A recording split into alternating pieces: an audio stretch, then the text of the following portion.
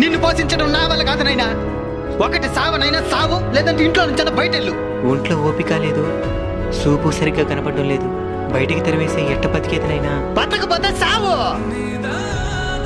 ఇంట్లో నుంచి తల్లిదండ్రులు తరివేసి ప్రశాంతంగా బతికే వాళ్ళని ఎంతో మందిని చూసినాను నేను. కొన్ని రోజుల తర్వాత, నైనా నీకోసం ఫ్రూట్స్ తెచ్చినాను నైనా. ఇది తినేసి నువ్వు ఆరోగ్యంగా ఉండాలి. ఉండు, జ్యూస్ చేసి తీసుకొని వస్తాను. తాత మొన్నటిదాకా సావమంట ఉన్నాడు, ఇప్పుడేమి ఇంత ప్రేమ చూపిస్తున్నాడా? ఈ రోజు నాకు పెన్షన్ వచ్చే తేదీనైనా. ఆ డబ్బుల కోసమే వాడు ఇవన్నీ చేస్తూ ఉన్నాడు. ఇవన్నీ తెలిసి కూడా ఎట్ట తాత వాడిని ఇంత ప్రేమ చూపించగలుగుతున్నావా? కన్నవాళ్ళం కదనైనా, కఠినంగా ఉండలేకపోతున్నా.